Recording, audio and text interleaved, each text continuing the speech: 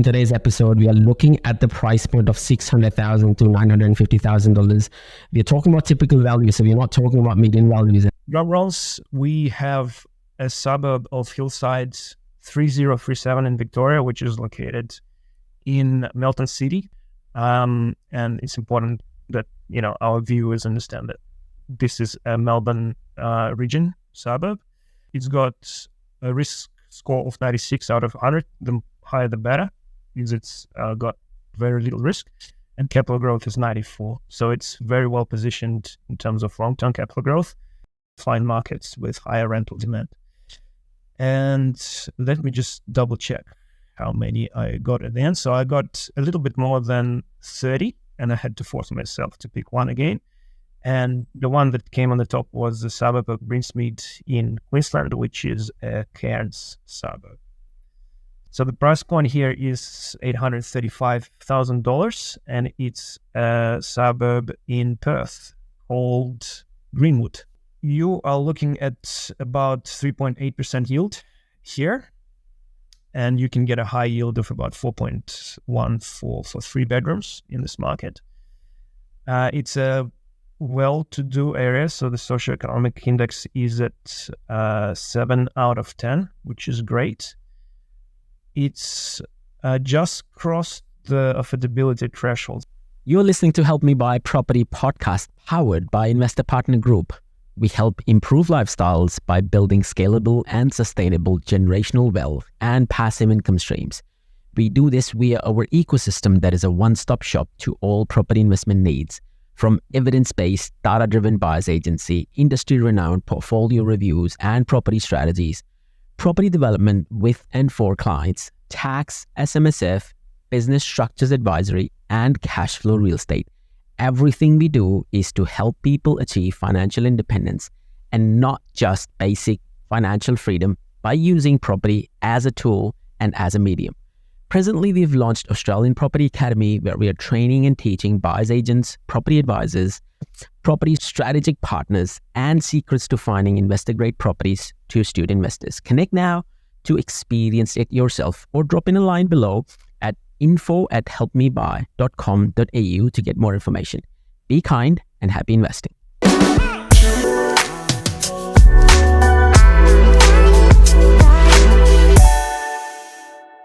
Hello and welcome to Help Me Buy Property Podcast. And today we are talking about the hot picks for the month. This is the month of June 2024.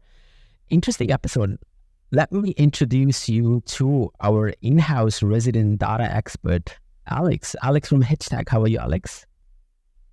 I'm doing great. How are you? I'm amazing. And today's topic is typically not just about hot picks for the month, but we go and dive right into the detail. I want to call some of these caveats out.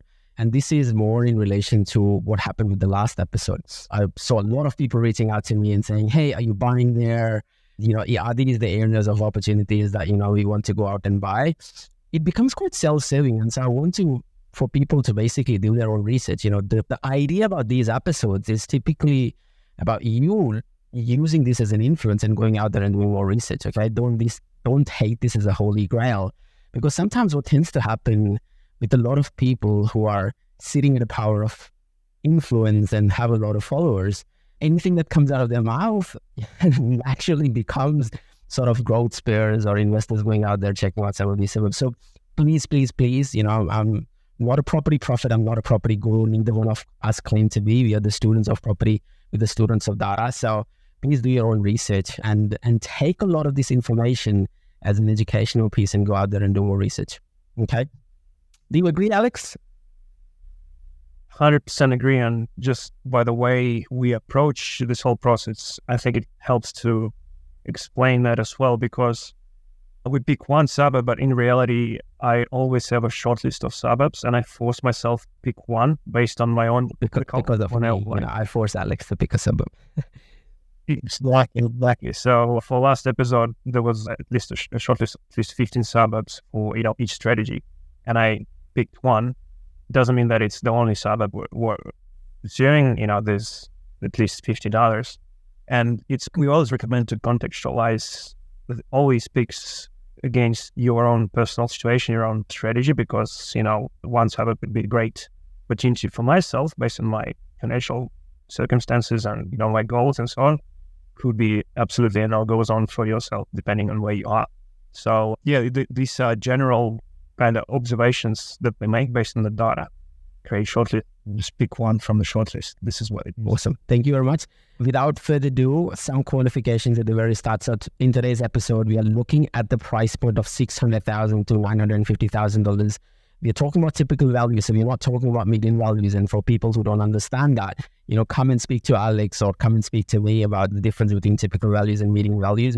Typical values are something that exists there in the suburbs versus medians can be very skewed. So we're talking about property in general or general as well. We are going to look at three different types of properties. So we're going to look at growth and, short, medium, long-term growth potential properties. We're going to look at cash flow. So pure cash flow properties. Of course, when we talk about cash flow, you're not talking completely discounting growth. We were saying relatively cash flow is a lot better in these properties versus other properties or other suburbs. And then the third one is a balanced strategy where you're combining growth and cash flow together. Always an amazing pick because it's always one or the other when it comes to property. And so combining the two together is an interesting dilemma that a lot of these us data scientists basically go through when we are going down this rabbit hole of, okay, what to pick and how to pick when you're balancing the two together. So drum rolls, Alex, let's kick off with the growth suburb. Sure. Before we kick off, though, I'd like to explain a little bit the process. I think I mentioned that, we create shortlists. This price bracket, I actually had to look at a list of 1,000 suburbs to start with. And there's a lot more suburbs in this price range, by the way, compared to our last episode. So the metrics and filters that I'll be applying today are going to be a little bit different to last time, just because there's a lot more to pick from. So I'm going to be more strict in terms of how I look at data. So talk to the users and the listeners about some of the data points and the filters that you're basically focusing on, specifically when you're looking at growth. Sure. So we have a couple of data points that we devised ourselves. So we have a predictive model called RCS, and this is normally a starting point that enables us to, via the process of elimination, cut off a substantial amount of suburbs that are not worth pursuing and diving deep into based on data. And as you know, just imagine looking at 1,000 suburbs for this price bracket and comparing one suburb to every other suburb and then repeating that process over and over again 1,000 times.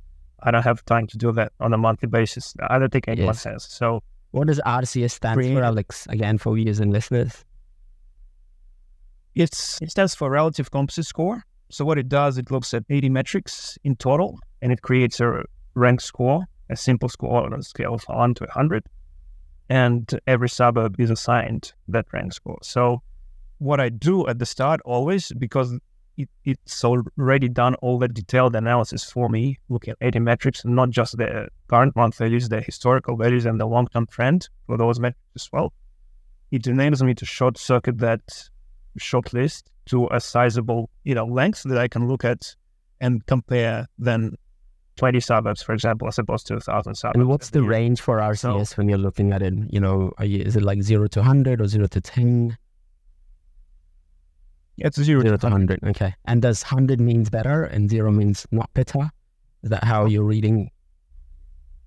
100 is always better, yeah. And since we're talking about it, helps to explain that there are actually three scores. There's a risk score, there's a cash flow score, and a capital growth score. So for the capital growth strategy, I'm going to look at risk and capital growth. For cash flow, I'm going to focus on cash flow and risk. And for balance, there's going to be all three. So this is my starting point always. So going back to the start, there's 1,000 suburbs for this price range.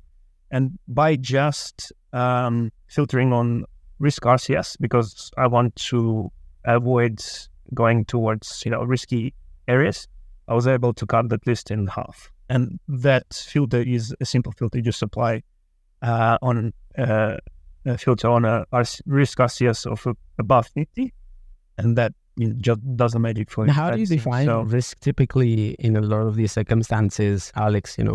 What are you calling out riskier suburbs? Are you looking at things like housing commission and crime rate, etc., to basically identify what is classified as a risky suburb?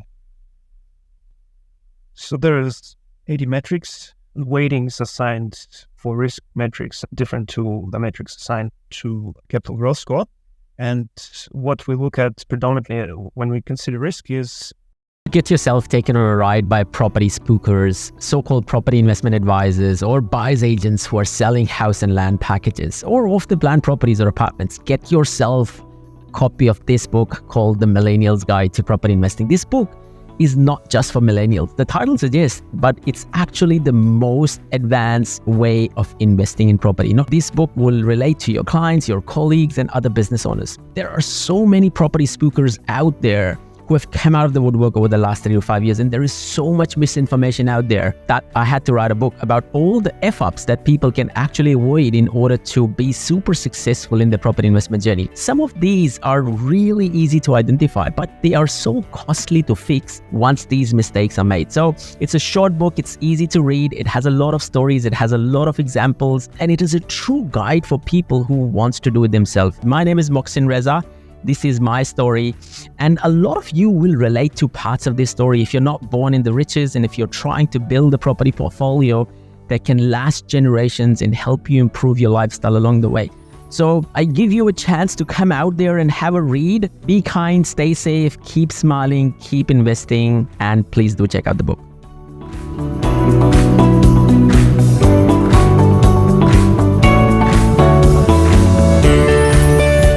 environmental risks, so flood, bushfires, coastal erosion is a great example of environmental risk that you want to avoid. There's also economic diversity and socioeconomic status of the suburb. That's really important for long-term growth, so we consider that as well. And lastly, confidence of data, quality of data. So if the markets are slow, or in the smaller suburbs, there's less sales in those suburbs, we can't trust the data really in that market, so we downgrade the risk score a little bit based on that. So this, at the high level, these three sets of metrics go into the calculation of the risk score. And if you are risk averse, we can always look at reducing the threshold of 50, which is the default. 50 tends to correlate with the country average risk score, so it's a relative score. All suburbs are compared to all other suburbs, as I mentioned at the start. This is what the algorithm is designed to do. And remember, I think last time we spoke, we looked at we wanted to deep dive into the data, look the risky areas, and I think when we went to 30 or 20, everything we looked at was there's no. Yes. And I don't even want to look at that because it's just data. Yes, and typically, understand that. Also, again, from a viewers and listeners' perspective, that statistical reliability plays a really, really big part when it comes to making informed choices. You can skew the data in whatever way, shape, or form you want, but if there is only 3 sales in the suburb, that's not a statistically reliable data. You need big enough sample size for you to make informed decisions. So that's where Alex is coming from. That when we talk about risks, it's not just about the risks into the diversification and the gentrification side of things, or the flood risk, environmental risks, but there's also risk to the data in itself, and how do you use the statistically reliable data to make informed decision making. So thank you. 100%. So we down to that, got me to 500 from a list of 1,000. Then there were a couple more adjustments I made. So all this one was capital growth adjustment. Again, RCS looks at other set of metrics for capital growth, every high level supply demand dynamics that it prioritizes when it computes the score. It also looks at socioeconomics and other factors I mentioned for risk, but they assign lower weightings as opposed to supply and demand balances. That got me to a list of 400. Then I adjusted by confidence, which got me to a list of 300. And then this is where we're getting into the more strict criteria I mentioned at the start. For this price range, we actually recommend to lift the IRSET filter. IRSET stands for Index of Relative Socioeconomic Advantage and Disadvantage, which is your socioeconomic index in a suburb. And I set that at 7 and above, just because I was getting too many options to choose from. You want to consider better socioeconomic areas when you create shortlists. So for growth, we also look at other important indicators. So market cycle is important, because you want to be looking at suburbs that are positioned at the trough or the increasing stage or phase of the market, and that way you are entering the market at a right time in the cycle. So A couple other auxiliary metrics, so affordability was one, and building approvals was another, just to get a more balanced view of supply there. We want to avoid high supply areas. And in terms of affordability, you want to target markets where local residents actually able to afford, to purchase properties within the range that we look at. So all those filters got me to a list of 26, and I had to force myself to pick one suburb out of 26. So 26 out of 1,000 out of 15,000 suburbs. Yeah. So you can understand how that intense we would need to be in order to select even the 26 out of the 15,000 suburbs that is out there. Mind you that we are looking at national level. We haven't identified or narrowed down the state, or we are not saying it's a particular state. So, it's an interesting dynamics when you start from such a big landmine and then you shrink it down and filter it down to 26. Even that top 26 provides a lot of meat and a lot of information as well. And when you're asking Alex to pick one out of 26, is it itself a goal, right? So picking one out of 15,000 is a massive task anyway. But yeah, continue, Alex. Yeah, it's a process element, and we always recommend you start at a high level based on your budget, your strategy, long-term goals, because that will essentially set of filters and criteria that you'll apply when you look at the data as well. So don't pick one suburb, then research it, and then move on and look at another without understanding the broader context. That's really the thinking here. Absolutely. So Roles, we have a suburb of Hillside 3037 in Victoria, which is located in Melton City. There is a suburb with the same name, also in Victoria, and in another area. And it's important that, our viewers understand that this is a Melbourne region suburb. And it's got, so let's start at a very high level. So I mentioned the metrics, the RCS metrics at the start. It's got a risk score of 96 out of 100. The higher the better, means it's got very little risk, and capital growth is 94. So it's very well positioned in terms of long-term capital growth. This is how metrics are designed to work. By default, they are trained on a historical backtesting process that looks at the data of 5-year period, and that's how we fine-tune the algorithm. So we're talking about long-term capital growth here.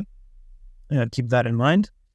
Cash flow is just 50 out of 100. So you can see that this is how you normally know that, this is definitely capital growth market, cash flow market.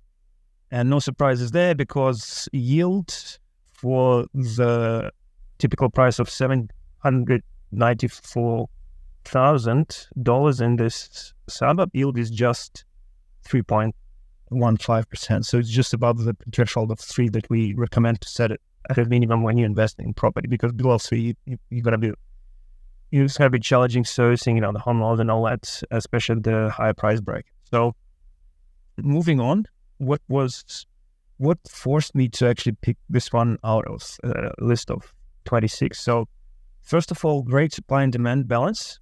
And second of all, great position in the growth cycle. So this one's tagged with an increasing growth rate cycle, which means it just crossed the trough of the growth, and it is increasing. So we can see that happening a lot in Melbourne suburbs, by the way, but a lot of them are actually still in the trough, in the negative territory, where the prices are continuing to decline a little bit, with talking about year-on-year growth, whereas this one's actually crossed that line, and it's showing positive, somewhat like minimal, but positive growth. And interestingly enough, there is, when you look at suburb data, this very rarely where you get enough data to calculate clearance rates. There's a lot of options happening here, just looking at the data, and the clearance rate is 81%, which is phenomenal. So a lot of time when you look at suburb data, we actually report clearance rates as 0 because there's just not enough options to calculate it. Here, there's definitely data, and the clearance rates that beginning to trend up here as well. So this is a great indicator, coupled with what I just mentioned. Also, I think Melton is a very interesting choice. I think Victoria, I truly believe, is ready to bounce back, especially when you talk about cycle timings. You can see that a lot of Victoria has adjusted in prices, and I'm talking about Victoria. I'm not talking about just Melbourne in general. I'm talking about a lot of regional towns in Victoria as well, where you would see yields are sitting up really, really high, where the price points are still quite significantly lower. In certain areas, the prices have actually come back, and Melton is typically one of those areas where you would see on the ground level reality that the prices have slightly come backwards before it's starting to bounce back to the muscle memory. What's interesting happening in Melton, or you talk about the city council area, there's major infrastructure spending that is happening in building a Melton as almost like a city. So its positioning is quite important as well. It's very closer to freeway. Melton is known for one of the grammar schools, so the BCG Grammar School or Bacchus Grammar School, BGC, I think that's what it's called, is known for that. And so a lot of people who are on the ground know and understand the reality, can see why the gentrification is happening. It's interesting. If you would have asked me this question maybe 3 or 4 years later or before, and would have picked Melton at that time, no. And I remember having some of these conversations with some of the clients saying, well, you're buying in Melton now, you shouldn't be buying. And this is going back, I think, 2019 or 18, where people were buying in Melton. Like, was it a bad pick at that time? Not really. Ultimately, long-term growth is still there, and people who have bought in at that time would still see the same growth. But when you talk about buying property and timing the market, this is the time, right? You're coming in so close to the growth curve that ultimately over the next sort of 15 months to 24 months, you would see that growth cycle coming through, because the supply is crunched, the demand is high, the gentrification is happening, the school is attracting a lot more people. There is a few different suburbs around Melton City Council to look out for. So there is Aintree, there is the Inside, there's Melton, there's Rockbank, and all of these areas, there used to be massive land supplies, which has almost disappeared now. And that's where the demand is now coming through. Other important factor to note, typically in these pockets, is also that a lot of people are now focused on established properties. They don't want to buy vacant land and build because of the fear of builder going bust, especially in Victoria. And that's why a lot of people, because these are owner-occupier areas, you don't see a lot of change of hands in the property cycle side of things. And typically the demand is high and the supply is low, and there is not enough supply to sustain that demand as well. And so I can see why the auction clearance rates are really, really high. You go back 5 years ago, there used to be auctions, everything used to sell as private treaty. So again, there's a lot of validation that comes through knowing the local knowledge as well. So amazing pick. I actually agree that, Melton or certain suburbs in Victoria, and I believe, out of the 26 that you have, there would be a lot that would sit in Victoria at this given point in time. So yeah. All right, correct. Had to pick between a couple of Victoria suburbs here. So definitely Melton LGA as a whole, just looking at the aggregated data, I confirm your observation that supply is diminishing. So the inventory levels and stock in market is trending down. The mixed signals in demand side of the equation, because vacancy rates are kind of flat and they're around 2%, which is neutral. And days on market increasing a little bit in the Melton cities on a broad scale, plus the clearance rates actually around 40% in the last month data.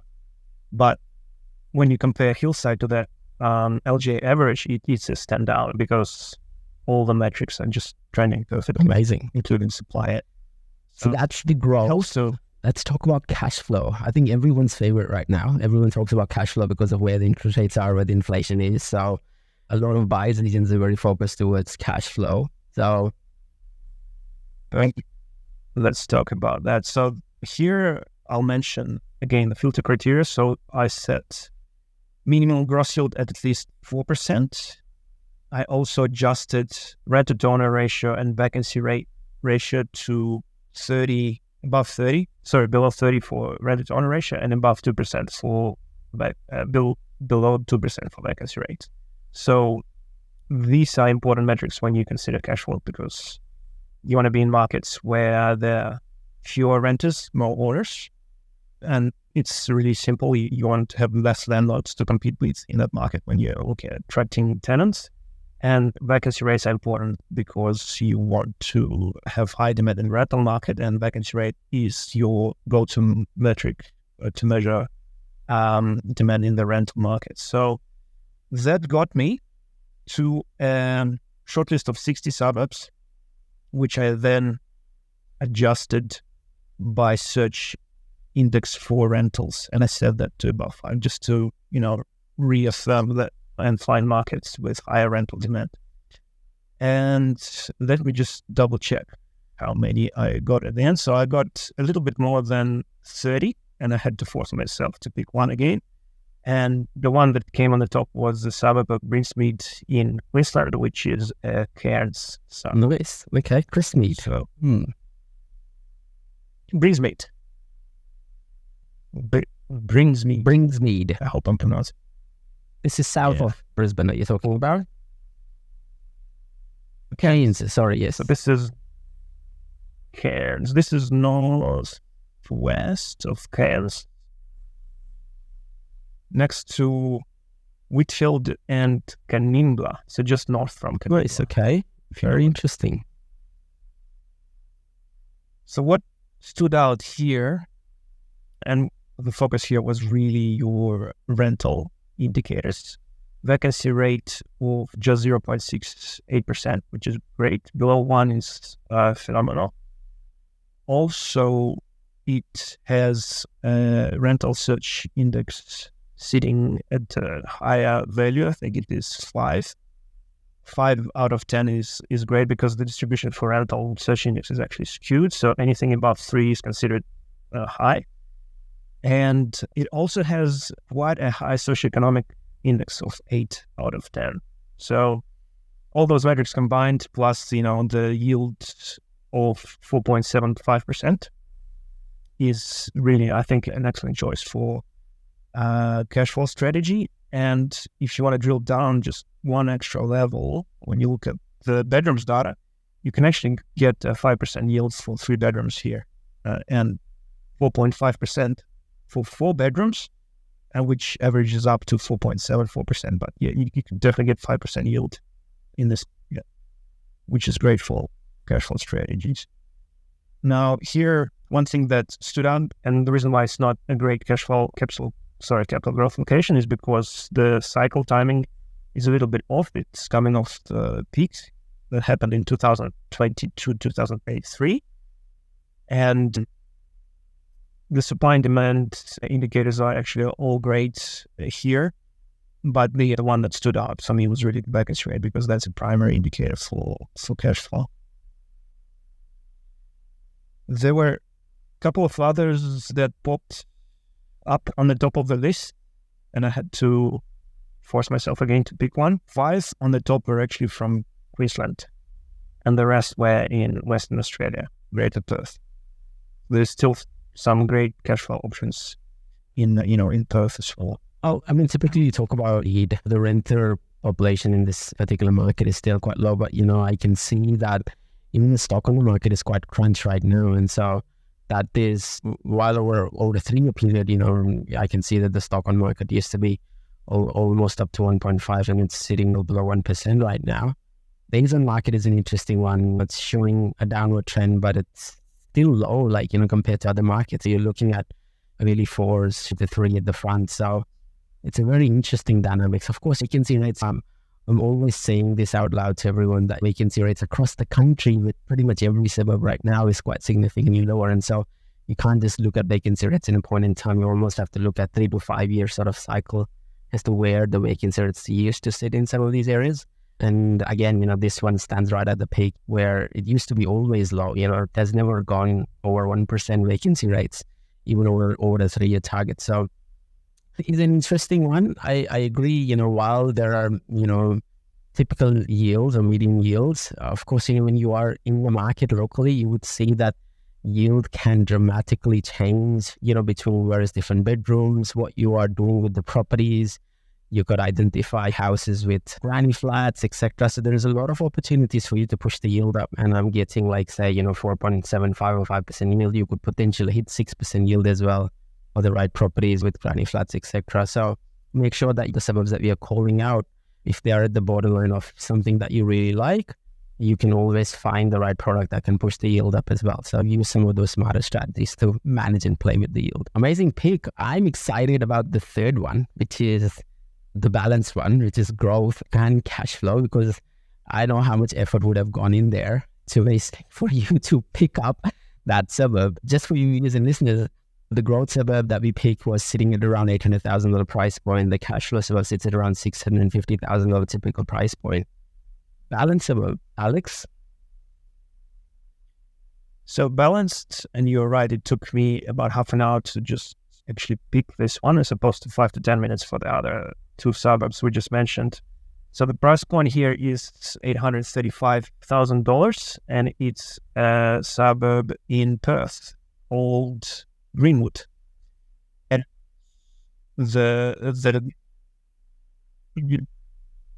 that's right. The reason why this was challenging is because I couldn't get a perfect alignment of sales market and rental market metrics. It's very rarely when that happens. So I got to as close as possible of perfect in this suburb, but still I had to make compromises on certain things. So let me just deep dive into the data a little. So you are looking at about 3.8% yield here, and you can get a high yield of about 4.1 for 3 bedrooms in this market. It's a well-to-do area, so the socioeconomic index is at 7 out of 10, which is great. It's just crossed the affordability threshold, so it's sitting at 35, which is a neutral range for ourselves. So there is still enough incomes to support further price growth, even though it has increased in price substantially over the last 3 years, like a lot of suburbs did. Market positioning, it is at the local peak right now, which means it's going to come off that peak and perform a little bit big, as opposed to the growth suburb that we picked at the start, which was at the bottom, so it's entering the growth cycle. This one's continuing the growth cycle because of all the peaks, so there's definitely going to be some short-term growth here. There's room there. And supply and demand and the demand dynamics are all trending in the right direction. So supply is diminishing, demand is increasing based on the days on market vacancy rate metrics, which are both trending down. So why it was challenging for me, because every other suburb I looked at, I couldn't get that, perfect alignment for metrics I mentioned. So something was always off. So here, the thing that was off was affordability, and what was also off was the market peak, as opposed to, you probably want to be doing increasing a trough when you want the best of two worlds, because you want capital growth to be there as well.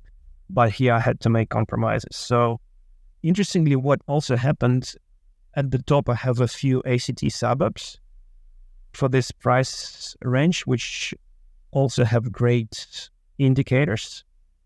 Very interesting. Look, I think anything around Joondalup, Joondalup has been the hot favorite for Perth. For people who live in Perth, they would know and understand that Joondalup is a city on its own. It's a city within the city when it comes to Perth. Highly gentrified, and areas around Joondalup like Clarkson, Mariva, all the way to Alkimos, they have seen significant growth coming through because of Joondalup. There's a massive university, there's train stations, good access to the city. A lot of high income earners typically living in that area. And so the demand has always been high, and the supply has been slowly and gradually depleting over the last 3 to 5 years. Interestingly, Joondalup, if you look at almost like a 10-year cycle, but even with the mining boom and the bust and all of that happened, Joondalup was one of those areas that they didn't see major corrections coming through. It wasn't that it hit the peak and then the market dropped by 50%. It never happened typically to Joondalup. And so areas, when you talk about Greenwood and Venero, all of these areas around Joondalup, they have always been a price point to look out for and always an area to look out for. It also depends on how close you are to the water. When you talk about Joondalup and how close you are to the university, there is good and bad sides to some of these areas as well. So it's always important that if you're looking at that price point of between 650 to 800, because that's how big the range is for the Joondalup in itself, you would see that you would get lower price points and higher price points as well in some of these.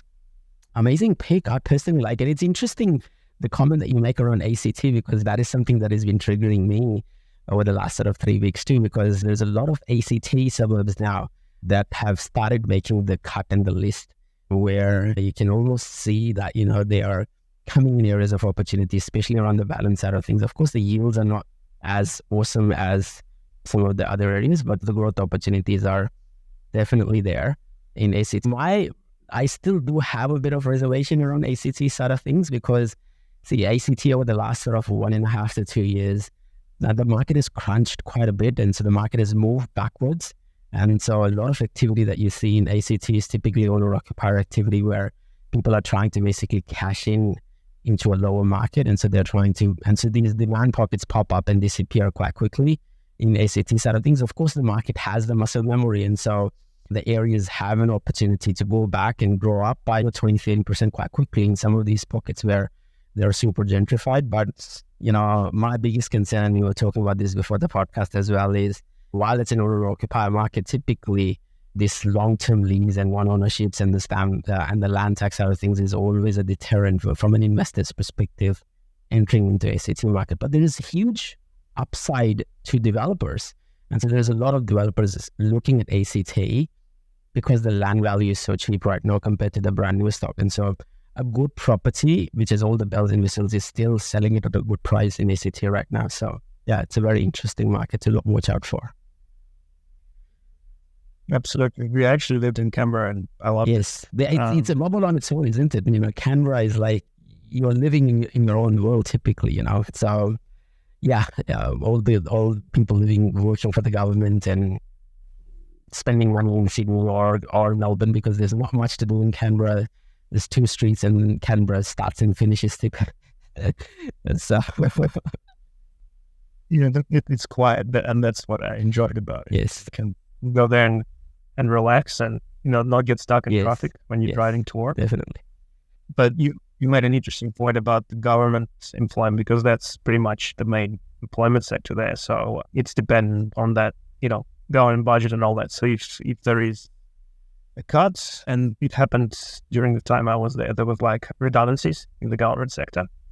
It impacts the property market. People have to leave ACT and move to other states. So there's a lot of that move to ACT for government jobs, and they rent there, and this is going to be your typical tenant there if you decide to invest in property in Canberra. But if something happens and they have to leave, they always go back to their own state, their own capital. Definitely, 100%. I think this is amazing. I think all the 3 picks that you've picked are an interesting pick. And so for viewers and listeners, if you have any feedback, questions, comments, do reach out.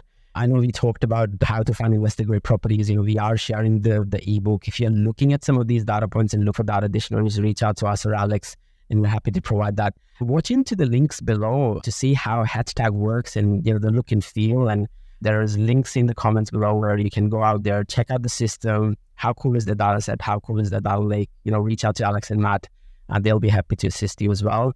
Any final words, Alex, before we wrap this up? Yeah, there's a couple of new things that we launched recently. We have a Telegram group now, which anyone can join. You don't need a subscription to HTAG, but there's a bit of a fee to enter the group. But this is where you can request us to perform this level of analysis based on your brief. Typically, we respond, within 24 hours, and we go deep, right? We explain to you what our picks are and how our seeking process works when we approach shortlisting of suburbs. Yeah, this is one of the main exciting features that we just launched. There's other ones, but I'll save them for the next episode. For the next episode. Thank you very much, Alex. Always providing a lot of opportunities for viewers and listeners to think, probe, keep investing, keep smiling, take care, be kind. This is Moxin and Alex checking out. Adios.